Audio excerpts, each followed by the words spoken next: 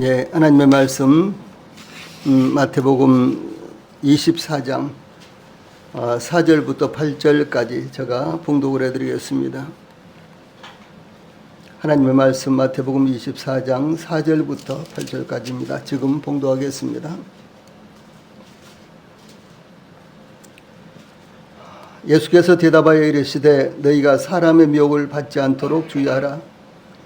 많은 사람이 내 이름으로 와서 이르되 나는 그리스도라 하여 많은 사람을 미혹하리라.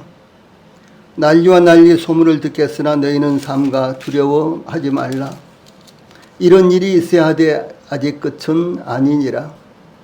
민족이 민족을 나라가 나라를 대적하여 일어나겠고 곳곳에 기근과 지진이 있으리니 이 모든 것은 재난의 시작이니라. 아멘. 오늘은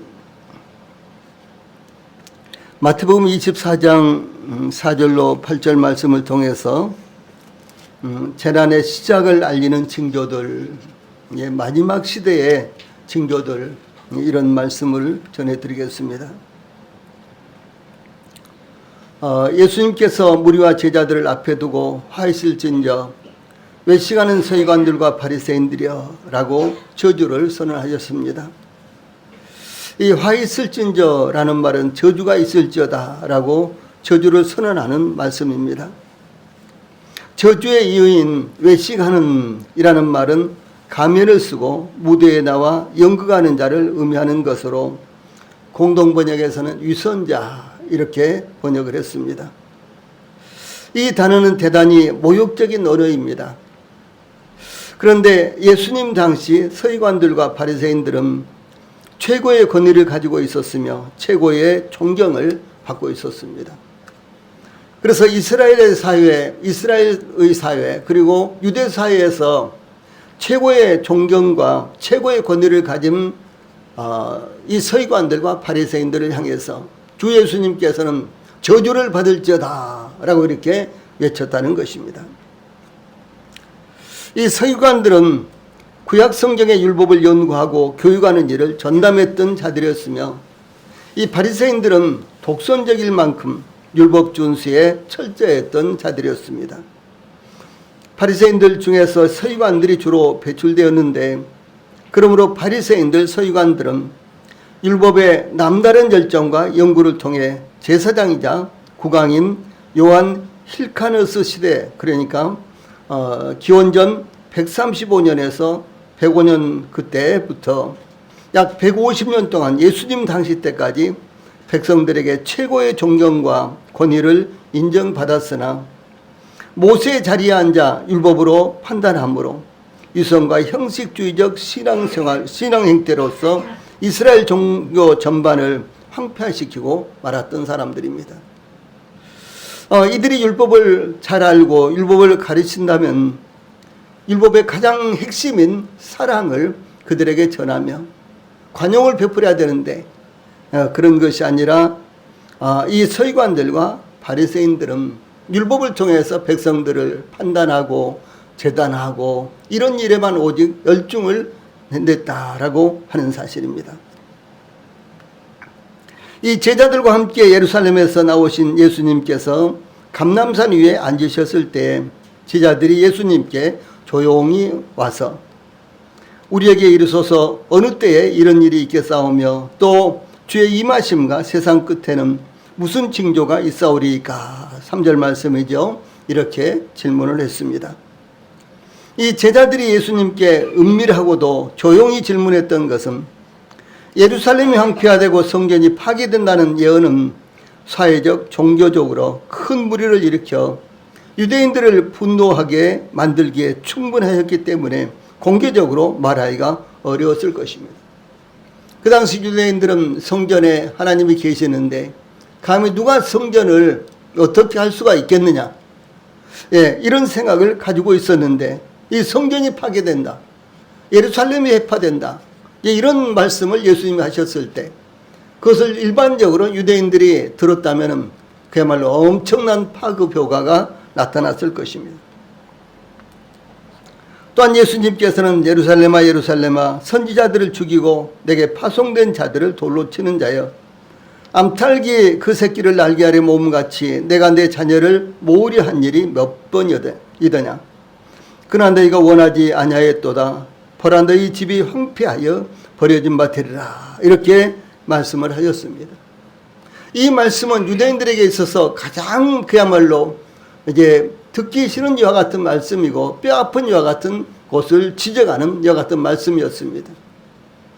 이스라엘 백성들이 타락한 상태에 있을 때 또 뿐만 아니라 이스라엘 백성들이 바벨론에 의해서 멸망하기 직전의 상태는 그들이 율법을 지킨다고 했지만 오히려 이제 하나님께서 보내신 선지자들을 죽이기도 하고 오히려 거짓 선지자들을 옹호하고 그들의 말을 따르기도 했던 이와 같은 불미스러운 시대가 있었습니다.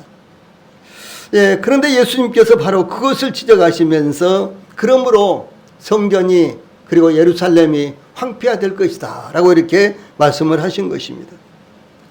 또한 예수님께서는 성전에서 나와서 예루살렘을 보시고 너희가 이 모든 것을 보지 못하느냐. 내가 진실로 너희에게 이르노니 돌 하나도 돌 위에 남지 않고 다 무너뜨려지리라. 이렇게 말씀하셨던 것입니다. 이 제자들의 질문에 대해서 예수님께서 우선적으로 대답하신 것은 재난의 시작, 즉 새로운 시대를 탄생시키기 위해서 이 고통의 시작이 이루어질 것이다 라고 하는 사실을 말씀하신 것입니다. 제일 첫 번째로는 자칭 그리스도가 출현할 것이다 라는 이와 같은 말씀입니다.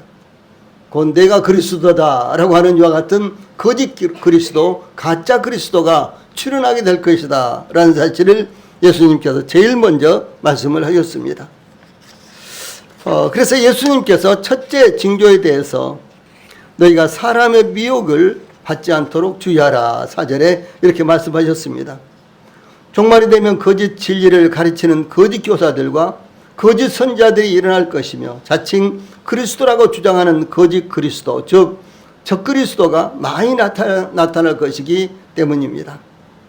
이 사람의 미혹을 받지 않도록 주의하라 해서 미혹을 받다라는 말은 원래 양떼가 길을 잃고 헤매는 정경을 묘사한 의미로 진실이 아닌 것을 사실로 오해하게 된다는 것을 의미합니다. 그러므로 너희가 사람의 미혹을 받지 않도록 주의하라. 이와 같은 말씀은 너희가 아무에게도 속지 않도록 주의하라. 이렇게도 번역을 했습니다.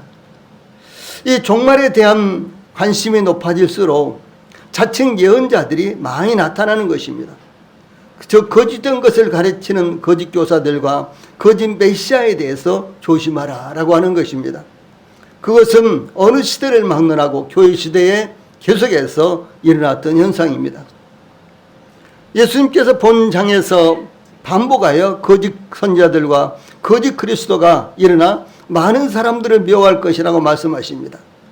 이 본장 마태복음 24장 11절에도 거짓 선지자가 많이 일어나 많은 사람을 미혹하겠으며 또 24절에도 거짓 그리스도들과 거짓 선지자들이 일어나 큰 표적과 기사를 보여 할 수만 있으면 택하신 자들도 미혹하리라. 이와 같은 말씀은 마가복음 13장 22절에도 동일하게 나타나는 말씀입니다. 또 주 예수님께서 이 산상수훈을 마무리 지으면서 마태복음 7장 15절에 거짓 선자들을 삼가라. 양의 옷을 입고 너희에게 나오나 속에는 노략질하는 일이라. 이렇게 말씀하셨으며 이어서 거짓 선지자들을 분별하는 방법에 대해서 마태복음 7장 15절로 20절 말씀, 파란 박스에 있는 말씀 같이 읽어봅시다. 시작. 거짓 선지자들을 삼가라. 양의 옷을 입고 너희에게 나오나 속에는 노략질하는 일이라. 그들의 열매로 그들을 알지니 가시나무에서 포도를 또는 엉겅퀴에서 무화과를 따겠느냐. 이와 같이 좋은 나무마다 아름다운 열매를 맺고 못된 나무가 나쁜 열매를 맺나니 좋은 나무가 나쁜 열매를 맺을 수 없고 못된 나무가 아름다운 열매를 맺을 수 없느니라. 아름다운 열매를 맺지 아니하는 나무마다 찍혀 불에 던져지느니라. 이러므로 그들의 열매로 그들을 알리라 라고 말씀을 하셨습니다. 이와 같이 거짓 선자가 어떤 자들이냐, 그것은 바로 그들의 열매로 안다. 그들은 결국은 세상에서 혹은 하나님 앞에서 죄될 것이다, 심판을 받을 것이다, 이렇게 말씀하십니다. 또 뿐만 아니라 예수님께서는 우리가 잘 알고 있는 말씀 마태복음 7장 21절로 23절을도 이어서 말씀하신 것인데, 이것도 거짓 교사들과 거짓 선지자들과 관계된 말씀입니다. 이와 같이 거짓 선자들, 거짓 교사들의 가르친 이 잘못된 가르침으로 말미암아 교회생활을 오래 하고 봉사 헌신하고 교회생활을 하지만, 그러나 결국은 이 복음의 진리를 깨닫지 못하면 버려진 바 될 것이다 라는 이와 같은 참으로 안타까운 이런 말씀을 예수님이 하셨습니다. 같이 읽어봅시다. 시작. 아들어 주여 주여 하는 자마다 다 천국에 들어갈 것이 아니요 들어가리라. 그날에 많은 사람이 나더러 이르되 주여 주여 우리가 주의 이름으로 선자 노릇하며 주의 이름으로 귀신을 쫓아내며 주의 이름으로 많은 권능을 행하지 아니하였나이까 하리니, 그때 내가 저에게 밝히 말하되 내가 너희를 도무지 알지 못하니 불법을 행하는 자들아 내게서 떠나가라 하리라. 이런 이와 같은 말씀도 이 말씀드린 대로 거짓 선지자들, 거짓 교사들로 인해서 일어나는 치명적인 폐해를 말씀하신 것입니다. 이 성경에 또 예수님께서 말씀하시기를 소경을 인도하면 둘 다 구덩이에 빠지는 것이 아니냐, 이렇게 말씀하셨듯이 이 복음을 깨닫지 못하는 이와 같은 목자가 복음을 깨닫지 못한 이와 같은 회중들을 인도할 때 그들이 함께 구덩이에 빠지게 된다라는 사실을 말씀을 하고 계시는 것입니다.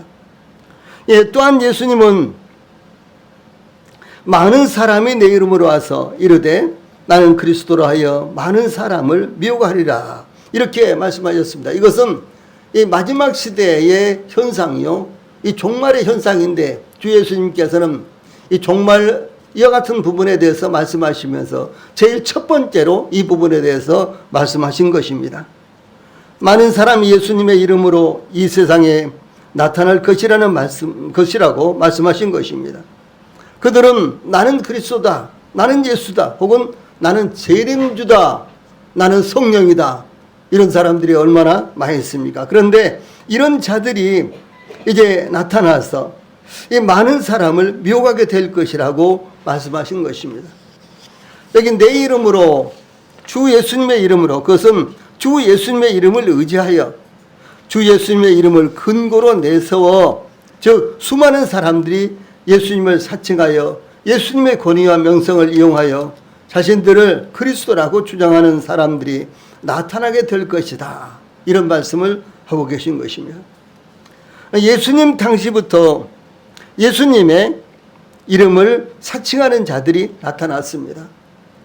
요한이 예수님께 선생님, 우리를 따르지 않는 어떤 자가 주의 이름으로 귀신을 내쫓는 것을 우리가 보고 우리를 따르지 아니함으로 금하였나이다, 이렇게 말씀드렸는데, 예수님께서 금하지 말라, 내 이름을 위해 의탁하여 능한 일을 행하고 즉시로 나를 비방할 자가 없느니라. 우리를 반대하지 않는 자는 우리를 위하는 자니라, 이렇게 대답을 하셨습니다. 이 세간에도 청와대를 사칭한다든가 무슨 장관을 사칭한다든가 등등, 이런 등등으로 해서 속이고 그리고 약탈하는 이런 사람들이 가끔 나타나는 것입니다. 또 자신의 신분을 숨기고 무슨 재벌의 아들이라고 한다든가 무슨 사촌이라고 한다든가 등등, 이런 거짓된 말로 호도해서 남을 속이고 남의 물질을 약탈하는 이와 같은 사람들이 가끔 있는 것입니다. 그런데 예수님께서 기적을 베푸시고, 그래서 죽은 사람도 살리시죠, 병자들을 이제 고치시죠, 각종 이적과 기적을 행하시자 예수님의 이름을 사칭해서 기적을 베풀려고 한다든가 등등, 이제 자기를 정당화하려고 한다든가 그런 사람들이 많이 있었다라고 하는 사실이죠. 여기 본문에도 어떤 사람은 예수님을 따르지도 않으면서도 예수님의 이름으로 귀신을 쫓아내었습니다. 그러자 제자들이 그것을 금지시킨 것입니다. 그러나 예수님은 예수님의 이름으로 어떤 능한 일을 행한 후 즉시 예수님을 반대할 사람은 없기 때문에 금하지 말라고 이렇게 말씀하신 것입니다. 사도 바울이 에베소에서 복음을 전하고 있을 때 사도행전 19장 11절로 12절에 보면 하나님이 바울의 손으로 놀라운 능력을 행하게 하시니 심지어 사람들이 바울의 몸에서 손수건이나 앞치마를 가져다가 병든 사람에게 얹으면 그 병이 떠나고 악기도 나가더라 라고 그 상황을 증거하고 있습니다. 참 놀라운 역사가 나타나는 것입니다. 이제 그 다음 말씀, 파란 박스에 있는 말씀 같이 읽어봅시다. 시작. 이에 돌아다니며 마술하는 어떤 유대인들이 시험 삼아 악기 들린 자들에게 주 예수의 이름을 불러 말하되 내가 바울이 전파하는 예수를 의지하여 너희에게 명하노라 하더라. 유대의 한 제사장 스게와의 7 아들도 이 일을 행하더니 악기가 대답하여 이르되 내가 예수도 알고 바울도 알거니와 너희는 누구냐 하며 악기 들린 사람이 그들에게 뛰어올라 눌러 이기니 그들이 상하여 벗은 몸으로 그 집에서 도망하는지라. 이런 말씀이 나옵니다. 예수님의 이름을 빙자하여 무엇인가를 하려는 사람들은 예수님 당시에도 또한 사도 바울 시대에도 많았다라고 하는 사실이 이렇게 나타나고 있습니다. 이 마지막 때에 가장 분명한 징조는 많은 사람들이 예수님의 이름으로 와서 나는 그리스도라 이렇게 주장하는 이 자칭 이 그리스도의 출현이라는 것입니다. 이 그리스도는 메시아를 의미하는데 기름 부음을 받은 자, 기름 부음을 받은 자 혹은 기름 부음을 받은 사람을 가리키며 이 구약 성경에서는 장차 오실 왕으로서의 구세주 혹은 신약 성경에서는 예수 그리스도를 가리키는 이와 같은 칭호입니다. 그러므로 이스라엘 백성들은 모세 이후에 계속해서 메시아가 나타나기를 기다렸습니다.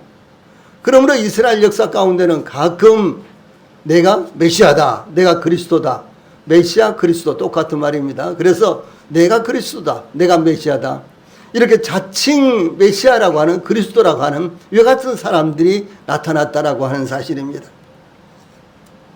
그러나 메시아는 이 하나님께서 보내실 사람이요 하나님께서 그에게 기름을 부어서 메시아 곧 그리스도라고 이렇게 인치시고 세상에 드러내실 소개하실 이와 같은 사람이 되는 것입니다. 이 오늘날은 이 자타가 공인하는 시대의 종말에 이르렀습니다. 지금은 마지막 시대다 말세다라고 하는 데 있어서 어떤 사람이든지 이것을 부정하지 않는 것입니다. 그러므로 과거 어느 때보다도 거짓 선지자들과 거짓 교사들이 범람하는 시대가 되었습니다. 특히 우리나라에는 하느님이 20명이나 재림 예수가 50명이나 있다는 조사가 나타나고 있습니다. 재림 예수뿐만 아니라 자신이 성령이라고 주장하는 이들도 상당수 있습니다. 심지어 어머니 하나님이라고 주장하는 사람까지 나타났습니다. 1927년 함경도 원산에서 예수가 자기 몸에 들어왔다고 주장하는 유명화라는 사람이 이제 교회를 다니면서 부흥 집회를 인도했는데 그 부흥회의 하이라이트는 예수의 영이 몸에 내린다는 강신극으로 무속신앙의 신내림극과 아주 비슷했다고 이렇게 전해지고 있습니다. 1966년 유재일이라는 17살 된 사람은 자신에게 만국을 다스리는 권세가 있으며 14만 4천 명에게 구원의 징표를 주는 사명이 주어졌다고 주장하며 장막 성전을 세웠는데 곧 자신이 재림지요 그리스도라고 주장한 것입니다. 그는 결국 사기죄로 구속되자 교세가 기울게 되었는데 그 후 이만희가 등장하여 신천지를 세우게 된 것입니다. 그런데 이 유재열이는 이제 감옥에 들어갔다가 나온 후에 완전히 이제 자기의 이와 같은 과거의 이 사기 행각을 버리고 그 후에 미국으로 유학을 가서 공부를 하고 한국으로 돌아와서 정상적인 생활을 지금 하고 있습니다. 예, 또 뿐만 아니라 여호와 증인을 비롯하여 통일교, 영생교, 안상홍이 등장했고요. 또 천부교는 토암산에 시신 1040구를 불법 암매장한 의혹을 받아 검찰에서 수사에 착수한 내용이 뉴스에 나왔습니다. 또 만민중앙교회 이재록은 2019년 8월 대법원에서 징역 16년을 확정받고 대구 교도소에서 복역 중에 대장암으로 2023년 12월 31일 80세로 사망을 했습니다. 예, 이런 사람들은 사실은 그들이 살았을 때 모든 병을 다 고친다. 내가 바로 재림 예수다. 라고 이렇게 떠들어대던 요 같은 사람입니다. 예, 그러나 정작 자기는 이제 죄로 말미암아 감옥에 들어갔고 그 감옥에서 대장암으로 죽고 말았습니다. 만약 그들이 그리스도라면, 예수님이라면, 그들이 메시아라면 이와 같은 일은 그들에게 나타나지 않았을 것입니다. 기독교 복음 선교회에 일명 JMS라고 이렇게 부르는요, 정명석 교주는 2025년 1월 9일 대법원에서 징역 17년형을 받았습니다. 1심에서는 23년형을 받았는데 대법원에서 17년으로 조금 낮춰졌습니다. 그런데 그가 이제 80세였는데, 80세인데 이제 감옥에 들어가서 지금 현재 형을 살고 있는 것입니다. 이와 같이 세상 끝날이 가까워질수록 종말의 징조가 나타나서 세상이 어지러워지면 거짓 선자들이 여기저기서 나타나게 되는 것입니다. 주 예수님께서 이런 말씀을 하셨어요. 마태복음 24장 23절, 24절, 26절에 파란 박스에 있는 말씀 같이 읽어봅시다. 시작. 그때 사람이 너희에게 말하되 보라 그리스도가 여기 있다 혹은 저기 있다 해도 믿지 말라. 거짓 그리스도들과 거짓 선자들이 일어나 큰 표적과 기사를 보여 할 수만 있으면 택하신 자들도 미혹하리라. 그러면 사람들이 너희에게 말하되 보라 그리스도가 광야에 있다 하여도 나가지 말고 보라 골방에 있다 하여도 믿지 말라. 이렇게 말씀을 하신 것입니다. 우리가 지금까지 살펴본 대로 우리 한국에도 수도 없이 많이 있었고 이 전 세계적으로 자칭 그리스도, 자칭 예수가요 수도 없이 많이 나타나고 있는 것입니다. 예, 그러므로 저희들이 하나님 말씀에 집중해서 이와 같은 문제들을 바로 분별하고 우리가 바로 받아들일 것이 무엇인가를 분별하는 것이 대단히 중요하다라고 하는 사실입니다. 다음에 6절과 7절과 8절 이 세 구절에는 전쟁과 기근과 지진에 대해서 나타나 있습니다. 그러므로 제일 첫 번째로 이 종말의 현상, 그것은 그리스도를 사칭하는 자칭 그리스도라고 하는 이와 같은 자들의 출현이며, 그 다음에 두 번째, 세 번째, 네 번째는 전쟁과 기근과 지진이 발생할 것이다 라고 하는 사실입니다. 예수님께서 종말에 대해 이어지는 징조로 6절과 7절 난리와 난리 소문을 듣겠으나 너희는 삼가 두려움 말라. 이런 일이 있어야 하되 아직 끝은 아니니라. 민족이 민족을 나라가 나라를 대적하여 일어나겠고 곳곳에 기근과 지진이 있으리니 이렇게 말씀하셨습니다. 이 세상 끝날에 일어날 또 다른 징조인 난리와 난리는 이 세상에 화평이 제거되므로 국가들과 민족들이 서로 대적하여 일어나는 상황을 의미합니다. 이 난리라는 말은 전쟁, 다툼 등을 의미하는 이와 같은 단어인데 이런 의미에서 전쟁과 전쟁의 소문, 세 번역에는 이렇게 번역이 되었습니다. 유대인들은 이러한 사건들이 종말의 징조라고 생각하고 있었습니다. AD 70년 로마에 의해서 예루살렘이 멸망하기 직전까지 수없는 난리와 전쟁이 저 이스라엘 땅에, 팔레스타인 땅에는 이제 발생했다고 전해지고 있습니다. 요한계시록에는 7인의 재앙이 나타나는데 그 중에서 하나를 떼실 때 전쟁이 시작되는 상황이 나타나고 있습니다. 그 다음에 이제 두 번째 이제 떼어지는 장면이 나오는데 요한계시록 6장 3절로 4절 둘째 인을 떼실 때 내가 들으니 둘째 생물이 말하되 오라 하니 이에 다른 붉은 말이 나오더라. 그 탄자가 허락을 받아 땅에서 화평을 제하여 버리며 서로 죽이게 하고 또 큰 칼을 받았더라 라는 말씀은 전쟁이 시작되는 장면을 묘사하고 있습니다. 붉은 말은 피 혹은 불같이 붉은 색채의 말을 의미하는데 붉은색은 전쟁과 살육, 지옥을 의미하는 색으로 사탄의 살인하는 성격을 나타내고 있습니다. 하나님을 대적하는 사탄을 큰 붉은 용이라고 요한계시록 12장 3절과 9절에는 가리키고 있고 또 라합, 또 하마, 또 리보야단 등으로 이와 같이 표현하고 있는 것입니다. 또 큰 칼도 큰 전쟁을 의미합니다. 이와 같이 전쟁의 시작이 이제 있을 것이라고 이 마지막 종말에 이와 같은 모습을 표현하고 있는 것입니다. 예, 그런데 예수님께서 난리와 난리의 소문을 들을 때 너희는 삼가 두려워 말라.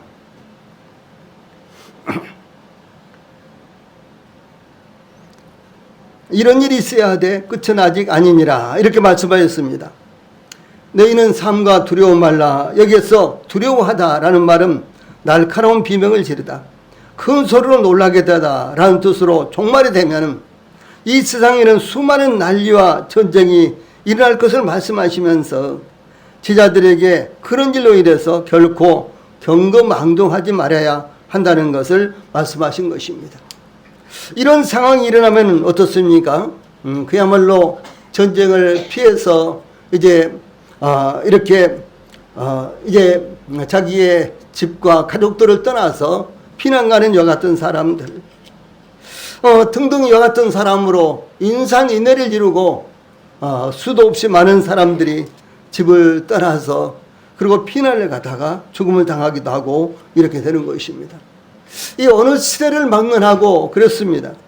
우리나라도 그렇고 우크라이나와 러시아의 전쟁 때도 동일하게 그런 일이 있었고 또 시리아라든가 등등 이와 같은 곳에서도 수만 명의 이와 같은 난민들이 유럽으로 이제 건너가다가 저 지중해에서 죽음을 당하기도 하고 예, 등등 이와 같은 비참한 일들이 발생하고 있는 것입니다.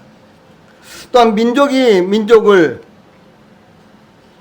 나라가 나라를 대적하여 일어나겠고 곳곳에 기근과 지진이 있으리니라는 말씀이 있는데 민족이 민족을 나라가 나라를 대적하여 일어나겠고는 인위적인 재앙이 일어날 것을 말씀하신 것입니다. 이어서 곳곳에 기근과 지진이 있으리니라고 이 말씀하신 것은 자연재해를 의미합니다. 20세기 들어서면서 제1차 세계대전과 제2차 세계대전 그리고 6.25 한국전쟁, 베트남전쟁, 보스니아 전쟁 등 그 외에도 유럽과 아프리카에서 또 동남아시아에서 일어난 전쟁은 헤아릴 수도 없을 정도로 많습니다.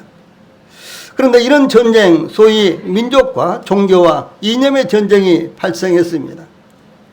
또한 1922년 건국된 세계 최초의 사회주의 국가인 소비에트 사회주의 공화국, 소련 연방이죠. 1991년 12월 25일 69년 만에 미하일 고르바초프가 사임하면서 해체되었습니다.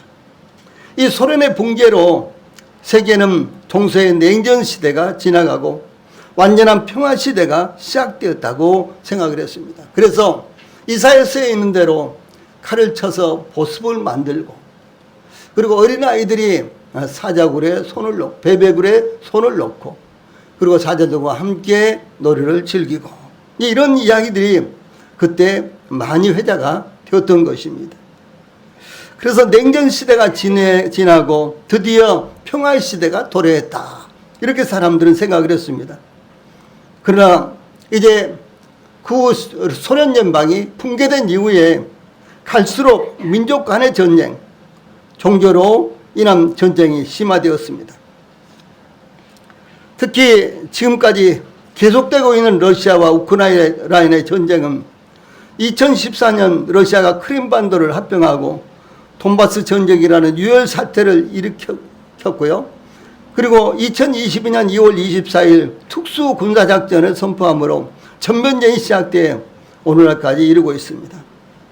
또한 이스라엘과 저항의 축인 이란과 가자지구의 하마스, 그리고 레바논 무장정파 헤즈볼라, 예멘의 후티 반군과의 전쟁이 계속되고 있습니다. 또 예수님께서 말씀하신 대로 곳곳에 기근과 지진이 있으리니라는 말씀은 자연재해가 더욱 심화될 것을 예고하신 것입니다. 기근은 식량 부족 사태로 인해서 발생하는데 인구 과잉, 농산물 수확의 실패, 정부 정책이라는 다양한 요소를 안고 있습니다. 특히 엘니뇨와 라니뇨의 발생으로 비가 내리지 않거나 계속된 홍수로 인해서 농산물의 수확의 저하로 식량 부족은 갈수록 심각해지고 있는 상황입니다. 아프리카와 남미 대륙, 그리고 몽골이라든가 이와 같은 지역은요, 아주 사막화가 아주 심각합니다. 큰 강, 큰 호수들이 완전히 말라서 지금은 물 한 방울도 없는 이와 같은 사막으로 변해버린 데가 한 군데가 아닌 것입니다. 특별히 칠레라든가 페루라든가 이런 지역은 이 사막화가 아주 급속도로 이루어져서 과거 농사를 잘 짓던 지역이 지금은 사막화가 돼가지고 풀 한 포기도 발견할 수 없을 정도의 그런 지역으로 변해버리고 말았습니다. 그러므로 식량 부족은 우리 지구촌에 살고 있는 인간들이 해결할 수 없는 이와 같은 참으로 무서운 이와 같은 문제가 돼버리고 말았던 것입니다. 더구나 세계 밀 수출국의 5위인 우크라이나는 러시아와의 전쟁으로 인해서 밀 수확이 약 34%가 감소했다고 이렇게 전해지고 있습니다. 북한은 국제적 고립과 홍수와 한해 등의 재해가 겹쳐서 식량난으로 많은 지역에서 매년 많은 아사자가 발생하고 있고요. 아프리카는 나이지리아, 북동부, 남수단, 소말리아, 에티오피아, 예멘 등에서 2160만 명이 아사위기를 맞고 있고요. 전 세계적으로는 3400만 명이 아사위기에 처해 있다라고 이렇게 전해지고 있는 것입니다. 저희들은 식량이 남아돌아서 밥을 버리기도 하고 음식물을 수도 없이 버리기도 하고 그렇습니다만, 그러나 이런 대부분의 지역에서는 하루에 한 끼 먹을 것도 없었어요. 하루에 한 끼 먹을 것도 없어서, 아니 마실 물도 없어서 죽어가고 있는 이와 같은 일들이 얼마나 많이 일어나는지 그 수치를 헤아릴 수도 없는 것입니다. 뿐만 아니라 2000년대에 들어서서 대지진은 2010년 아이티 포르토프랭스에서 30만이나 죽었고요. 지진으로 인해서 2011년 일본 미야기현 앞바다에서 일어난 지진 해일로 인해서 15,884명이 죽음을 당했습니다. 또 2015년 네팔 카트만두에 8,654명이 희생되는 지진이 일어났고, 또 2023년 이 튀르키예 가지안테프에서는 58,000명이나 죽음을 당하는 이와 같은 지진이 일어났습니다. 2025년 1월 21일에 대만에서는 6.4 지진이 발생했고요. 그 지진이 그보다도 훨씬 큰 지진이 일어날 가능성 때문에 대만은 지금까지도 초비상이 되고 있습니다. 일본은 동일본 대지진의 3배나 큰 지진이 일어날 가능성으로 인해서 대지진 주의보가 내려진 상태에 있고요. 또 후지산 폭발이 가까이 일어났다고 예보하고 비상경계 태세에 지금 들어가 있습니다.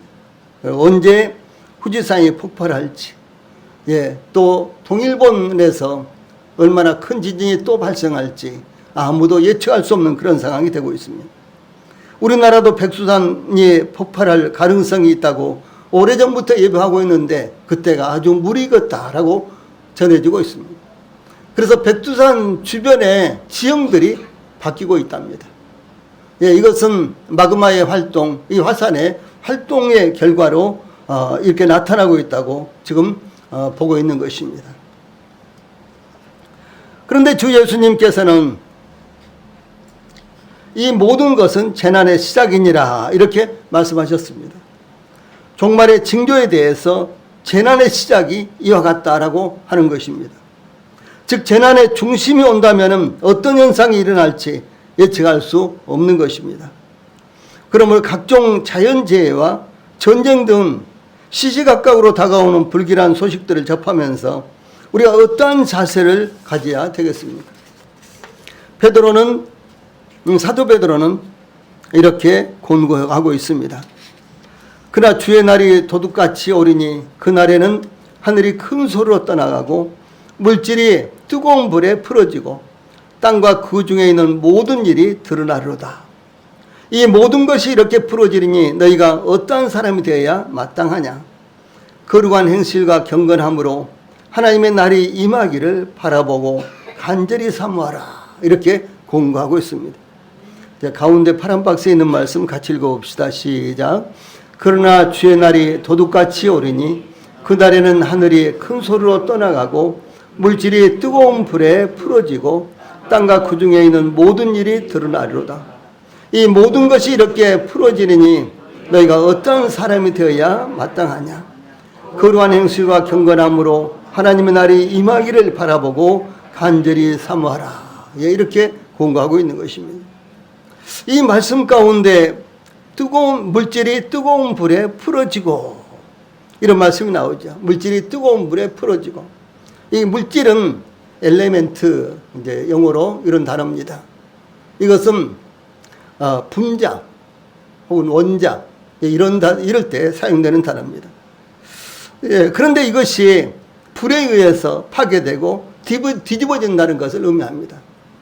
이것은 바로 지구의 종말을 의미하는 이와 같은 말씀입니다. 그러므로 우리 성도들과 오늘 예배 참석하신 모든 분들께서는 이와 같은 교훈의 말씀에 귀를 기울이고 이 말씀을 마음에 담고 과연 베드로가 이렇게 권고한 대로 우리가 어떤 사람이 되어야 마땅한지 깊이 생각하는 시간이 되시기를 바랍니다. 찬송 부르시겠습니다.